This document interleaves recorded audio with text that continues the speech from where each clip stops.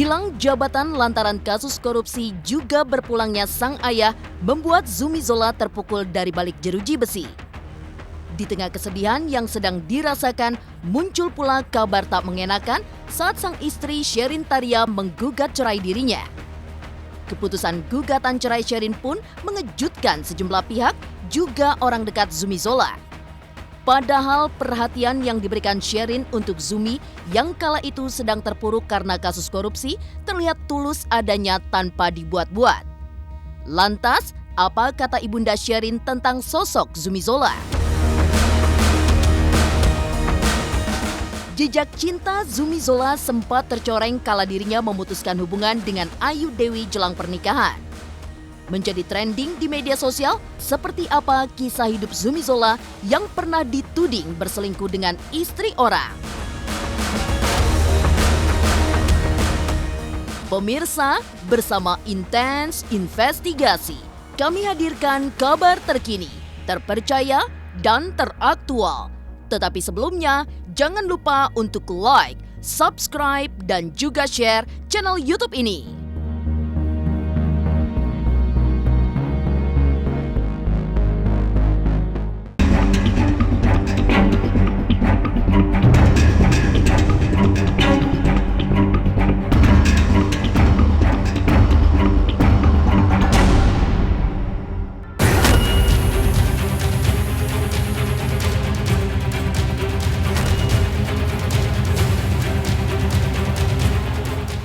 Digugat cerai sang istri saat sedang jalani hukuman penjara, nama Zumi Zola kini kembali jadi perbincangan panas. Mengawali karir di industri hiburan, nama Zumi Zola kian dikenal luas. Setelah mapan dengan kehidupannya, Zumi mencoba menjajal peran baru, mewarisi darah politik dari sang ayah Zulkifli Nurdin yang pernah menjadi gubernur Jambi di era 2000-an. Zumi akhirnya menjajal kehidupan baru sebagai Bupati Tanjung Jabung Timur Jambi. Belum puas dengan gelar Bupati, Zumi pun kemudian terpilih jadi Gubernur Jambi periode 2016-2021 setelah melewati proses pemilihan. Di tengah perjalanan, kasus korupsi menghampiri kehidupan Zumi Zola.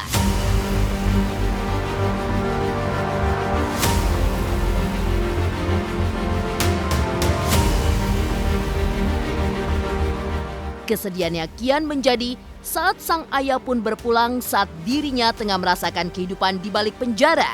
Belum selesai, kini Zumi harus berhadapan dengan kenyataan pahit lainnya, yakni digugat cerai istri tercinta. Lantas, apa kata pengacara yang menangani kasus korupsi Zumi Zola terkait kabar keretakan rumah tangga Zumi Zola yang mengejutkan? Mas Zumi ini kan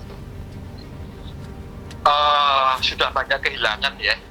Pertama, dia udah kehilangan jabatan sebagai gubernur Jambi ya. Itu merupakan pukulan yang sangat berat untuk dirinya. Kedua, waktu proses persidangan, dia kehilangan orang tuanya, meninggal. Warga binaan di Sukamiskin. Nah, dengan adanya gugatan cerai dari Ibu Sherin, itu apa iya dia harus kehilangan istri? Apa iya dia harus kehilangan anak-anak yang dia sayangi? Setahu kami, Mas Zumi ini sangat menyayangi Ibu Sherin, sangat menyayangi istrinya, putra-putranya. Mas Zumi itu tidak menghendaki adanya perceraian, karena dia betul-betul menyayangi Ibu Sherin dan menyayangi kedua putranya.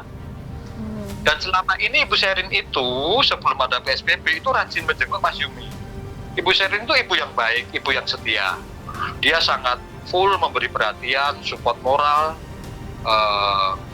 Setiap minggu rutin menjenguk Mas Zumi di Sukamiskin, membawa makanan-makanan, membawa kebutuhan-kebutuhan yang diperlukan.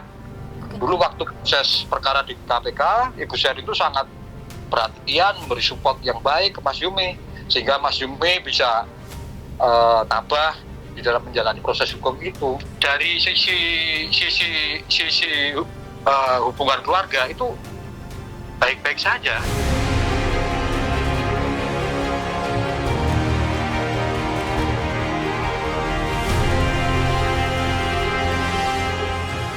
Kabar gugatan cerai yang dilayangkan Sherin Taria pada Zumi Zola jelas mengejutkan publik.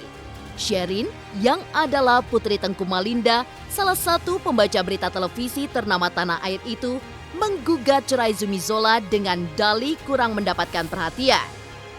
Rumah tangga kini berada di ujung tanduk. Nyatanya, dulu saat masih pacaran pun, asmara Sherin dan Zumi Zola kerap kandas.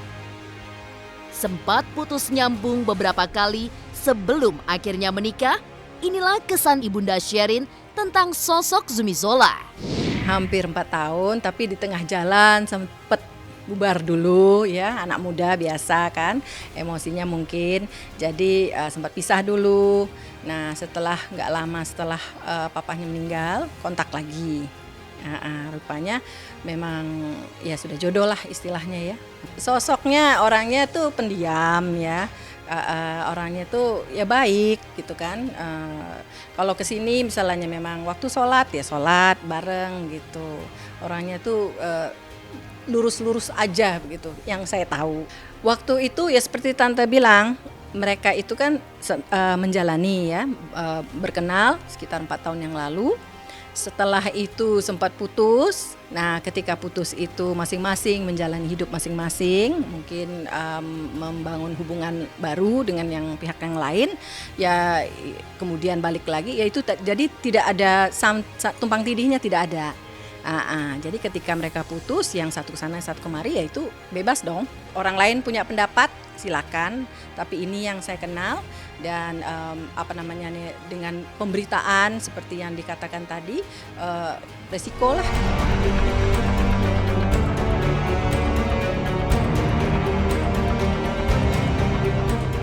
Kini heboh lantaran digugat cerai Sherin Taria. Nyatanya dulu pun Zumi Zola pernah membuat kehebohan pasca memutuskan hubungan dengan Ayu Dewi. Pemirsa Intens Investigasi, jangan lupa untuk like, subscribe, dan juga share channel YouTube ini.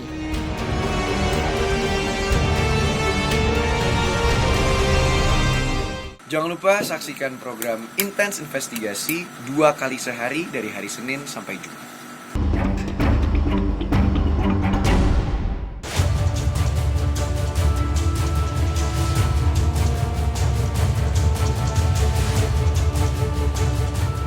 Rumah tangga di ambang kehancuran, nyatanya kisah asmara Zumi Zola memang tak mulus sejak masih berstatus kekasih Ayu Dewi.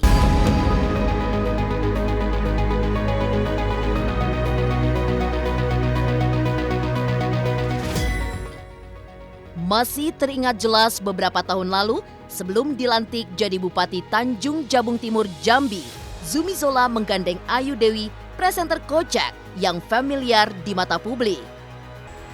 Sayangnya, pasca dilantik, nampaknya pikiran Zumi Zola berubah. Alih-alih menikahi Ayu Dewi, pria tersebut justru memutuskan hubungan mereka.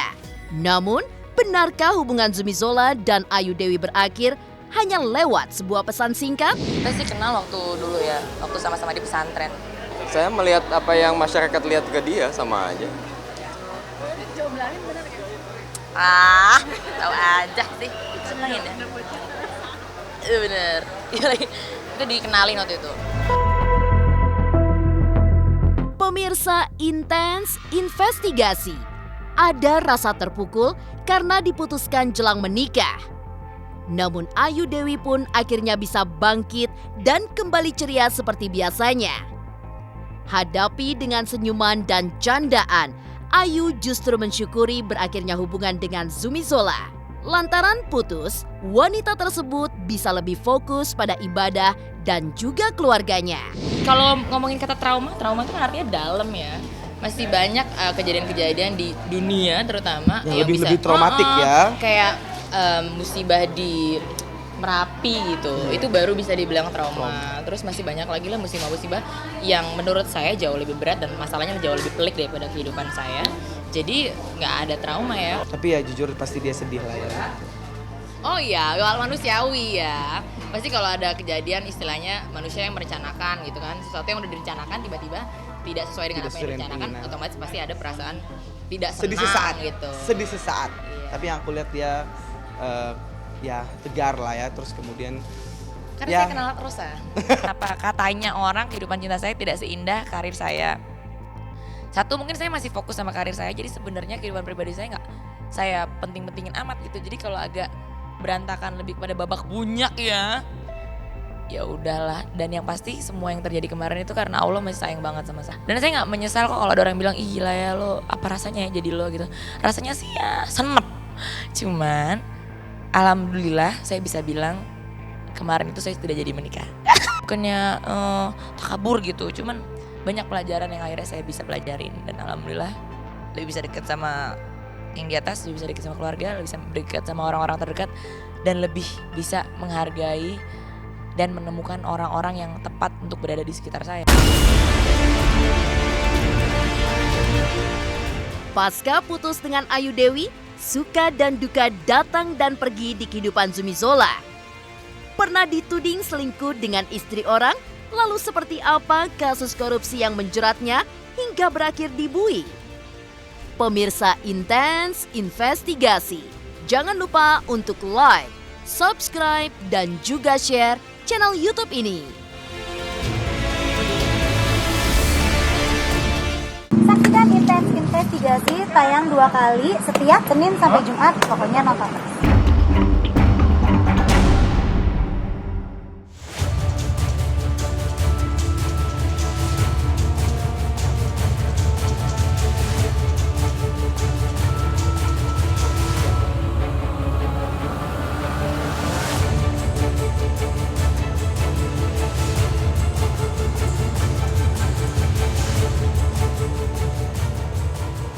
Pasca putuskan hubungan dengan Ayu Dewi jelang menikah, Zumi Zola alami jatuh bangun di kehidupannya sebelum menikahi Sherin Taria pada tahun 2012 lalu. Zumi Zola pernah dituding berselingkuh dengan istri orang. Zumi Zola pun sempat dilaporkan ke polisi.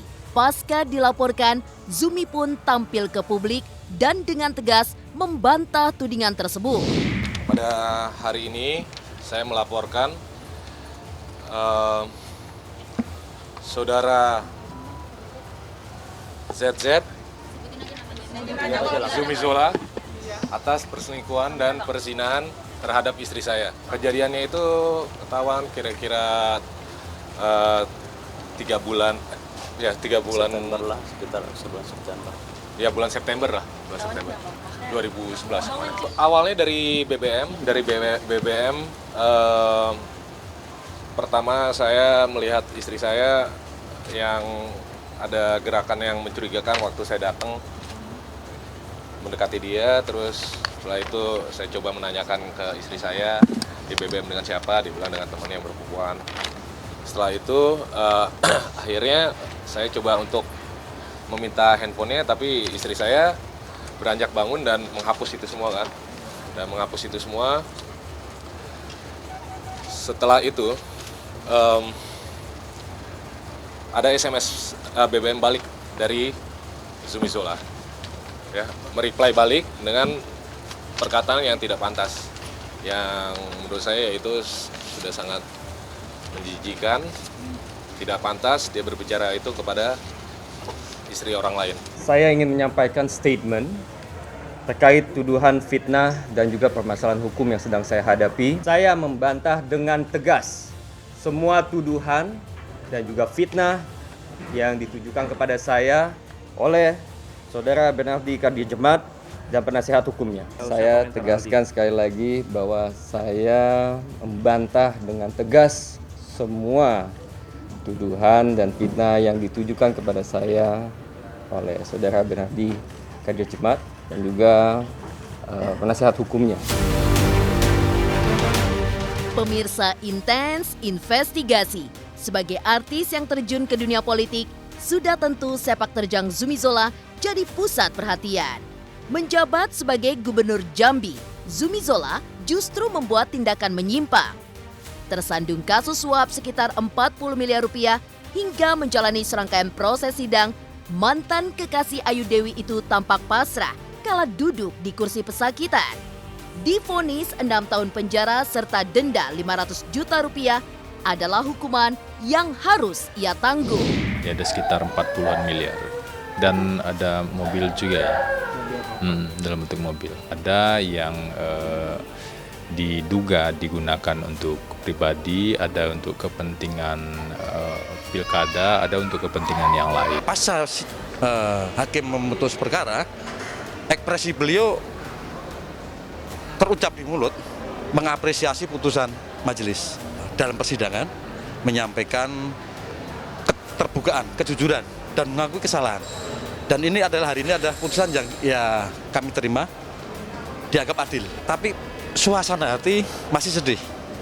Iya, masih sedih. Beliau pernah menyampaikan ke kami, kenapa ya ayah saya meninggal pada saat saya sedang menjalani proses hukum.